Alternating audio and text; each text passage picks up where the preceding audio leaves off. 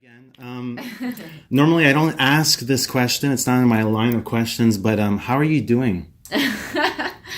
I'm to tell you the truth. Yes, because this experience, this shoot, professional, personal life, it's changed me completely as a human being, and it's difficult to let go. You know, people tell me, "Okay, you should be happy. You finished the film. You won the jury prize in Cannes." And I'm not the happiest person now because I feel like it's difficult to let go. Mm-hmm. For me, I want to edit more. I want to be more with my characters. I want to understand them more. I want to be looking for other things. I don't feel like I finished the film. I feel like there's so much more to explore and there's so much more to do. So I thought that at this point I was going to be the happiest person on earth. Yeah, a huge cathartic release and stuff. Yeah, but no. No, it's difficult. Very difficult to let go. Do you feel as if you've changed? Would a caramel today look completely different? Yeah. Like where are you headed to? Like what kind of cinema do you want to adhere to? I mean, for me, cinema now it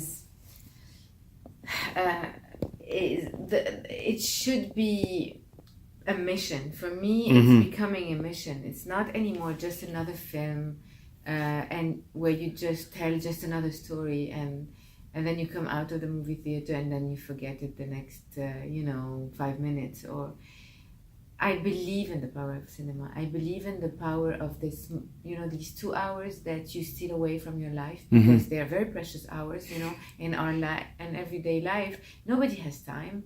Nobody has time to go to the movies anymore. So you steal time to go to the movies. So these 2 hours should count.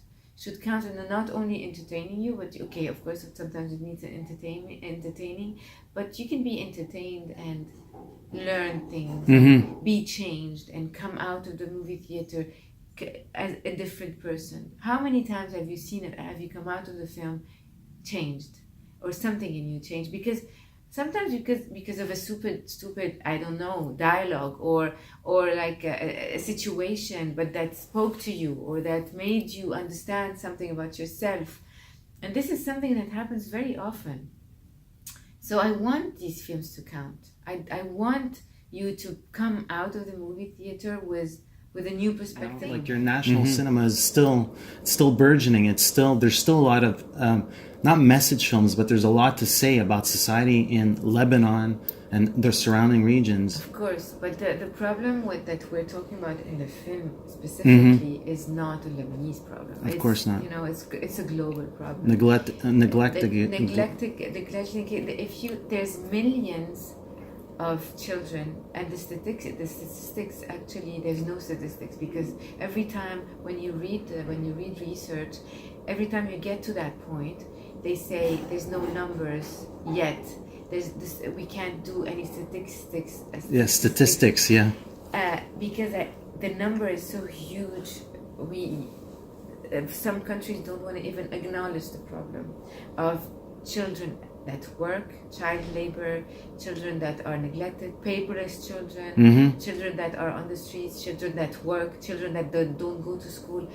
There's millions of children in that situation, and I think we need to acknowledge that. And for me, like I told you, it's not a Lebanese problem. And also with the refugee crisis, the numbers are growing more and more, and it's a problem that every big city in the world is facing. The sight of these children on the streets is a sight, I think, that you see everywhere. I'm sure you see it here. And we need to acknowledge that. For me, I wanted to understand, how did we get to that point? Yeah. How do we allow ourselves to accept this as a society? And how did our systems and our governments accept to be in that situation towards kids who are punished for our own mistakes, who never asked to be here? They're being punished for our stupid mistakes and our stupid conflicts and wars and bad decisions. They are the only ones paying the price for something they didn't do. And it's really this anger that I heard from these kids that made me want to make that film. They are angry kids. They keep, every time after the conversation, because I spoke to hundreds of kids, I ask them, are you happy to be alive? And most of the kids tell you no. I don't belong in your world. Why am I here? Am I just, my only purpose is to be punished? Am I just here to be punished? And if it is to be punished, why? What am I punished for? What did I do? Why am I not loved? Why do I not eat when I'm hungry? Why am I abused? Where am I? Why there's so much neglect, so much abuse? Because some of the kids, you can't even imagine how abused they are. When you find Zain, when you find this non-actor, this human being, what are those first discussions like from parent to parent? You're how are you formulating that to him as an individual, saying, I want to make your story? What are those first discussions like? Is it you're sitting at a restaurant and on the street and like how does that happen? It happens gradually, you know. Zain, when I decided that Zain was going to be the character, I started seeing Zain a lot. So he used to come to the office, just hang out. And because I needed him to know us more, know the crew more, so he used to come. Also to hang out with other actors, to see how they interact, how it's going to work. So you slowly get to know him without really intentionally analyzing how you're going to get to know him. It just happens. And you start understanding what he knows and what he's been through in everything, in his body language, in his curse words. Zain has very foul language. And when you hear him talk, you just want to just disappear because it's so violent. Where did he learn this? What has he been through? And he doesn't tell you. It's that he's a very proud kid, so he doesn't tell you, you know, this happened to me, or this happened to a guy I know, or to a friend of mine. It just happens when he's talking. I just grab whatever he said and analyze it and know, okay, so he's been through that, he's seen that. And it was, for me, Zain and his eyes are the witness of everything he's seen. I knew it.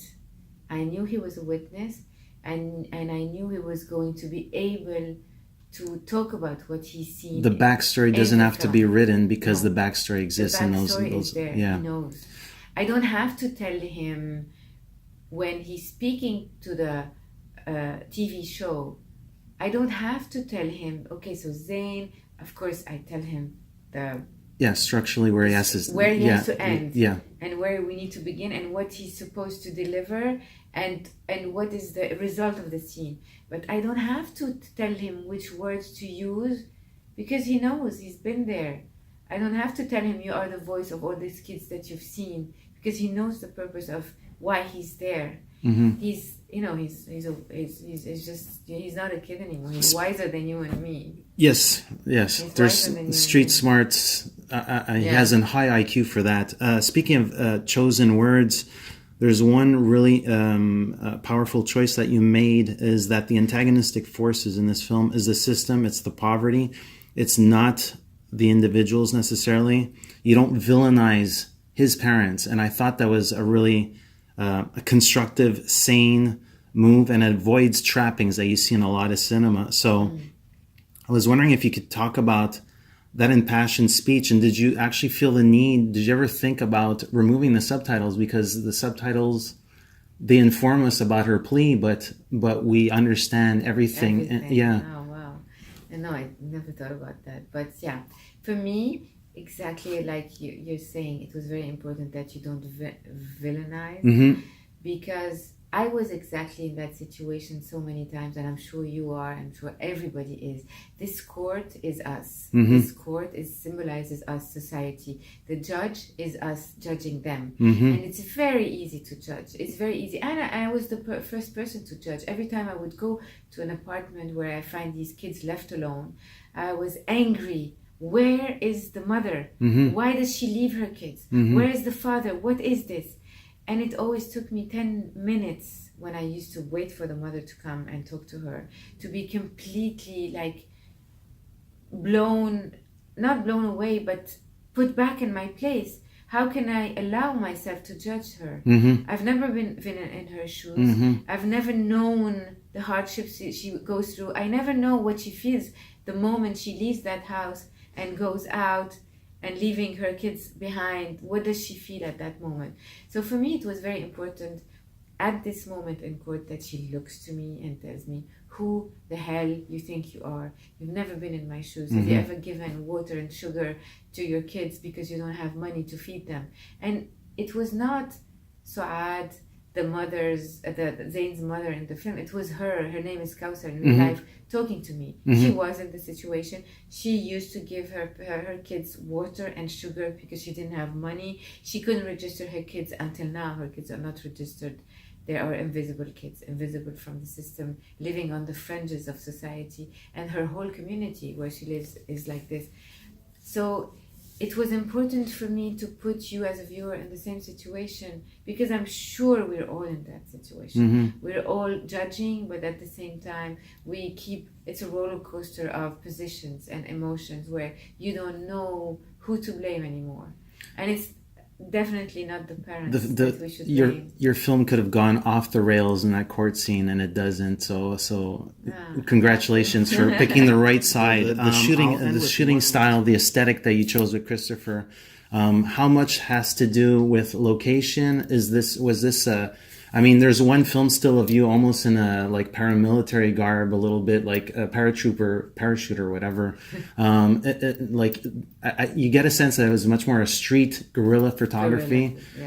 So what were you thinking of beforehand? Was it the locations that informed you about the aestheticism that you wanted to have as a...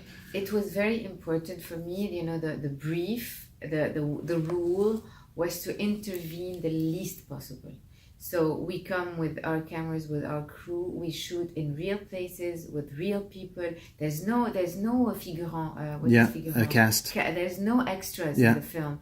We just shoot with whatever we have. We put our antagonists or our characters in the situation, and we try to become as much invisible as possible. And we grab what we need to grab. And this is how it works. I never tell anyone you should go from here to here, or look at the camera this way, or memorize a text.